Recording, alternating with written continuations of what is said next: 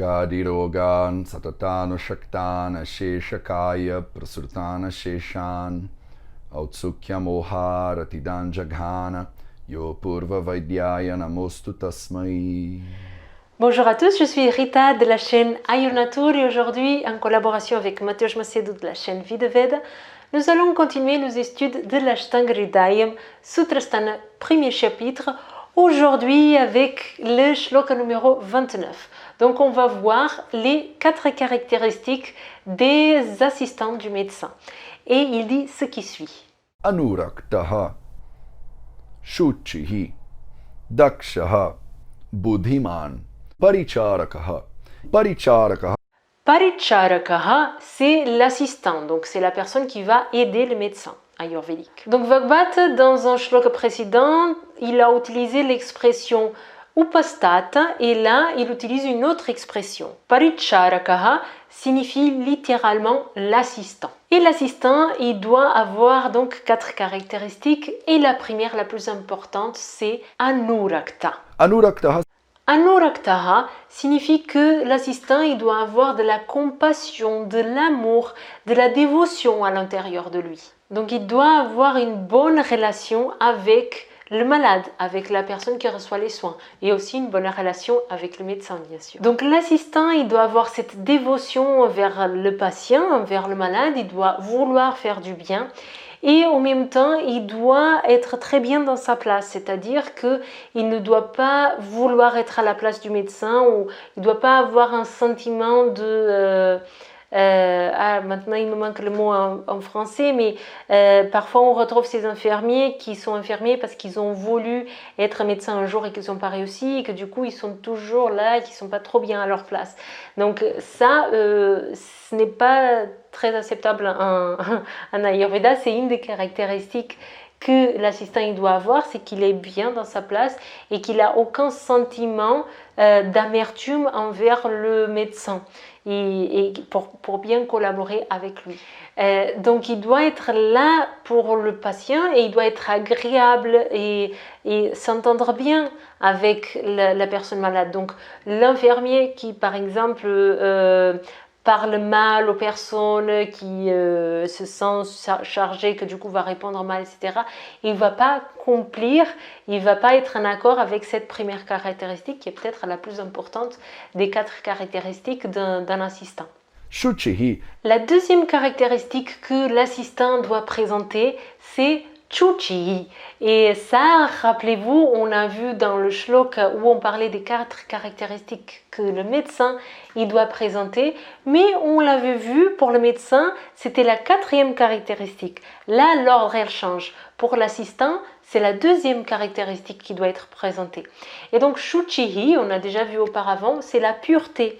Donc, l'assistant il doit présenter une pureté aussi physique que mentale. Donc physiquement, il doit avoir une bonne hygiène, il doit être nettoyé, il doit être propre pour diverses raisons, mais notamment pour ne pas véhiculer une maladie envers ce patient parce que l'assistant c'est celui qui passe beaucoup plus de temps avec le patient, avec le malade, plus que le médecin ayurvédique. Donc, comme il dit Mateusz Macedo, c'est très important que la propreté physique elle soit présente.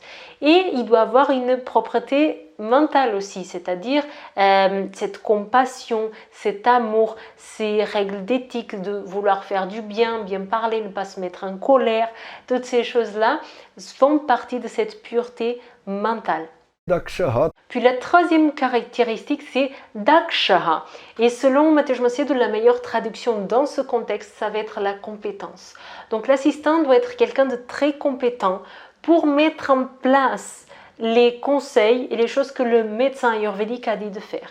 Donc par exemple, si le malade doit recevoir telle substance à telle heure, c'est le travail de l'assistant de donner telle substance à telle heure, dans telle quantité.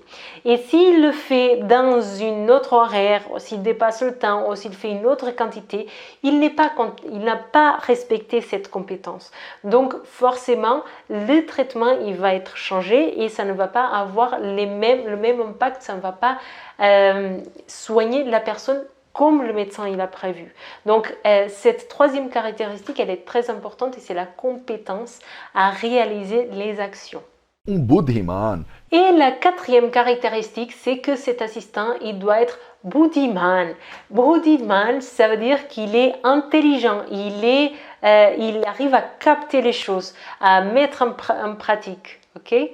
Donc l'assistant doit être quelqu'un qui a un certain QI, qui a une certaine capacité d'action, une intelligence, non pas parce qu'il doit choisir les médicaments, les remèdes, ça c'est le travail du médecin, mais très souvent c'est lui qui reste à côté du malade, et si jamais il y a un cas d'une urgence, quelque chose qui se passe, c'est très souvent l'assistant qui est à côté du malade, et donc il doit avoir cette capacité de réaction, de savoir quoi faire à l'instant T. Donc ça demande une certaine intelligence. Et là, Mateusz Macedo nous dit, maintenant c'est très intéressant parce qu'on a les 4 caractéristiques qui sont demandées à un Vaidya, à un médecin ayurvédique, et on a les 4 caractéristiques qui sont demandées à un assistant.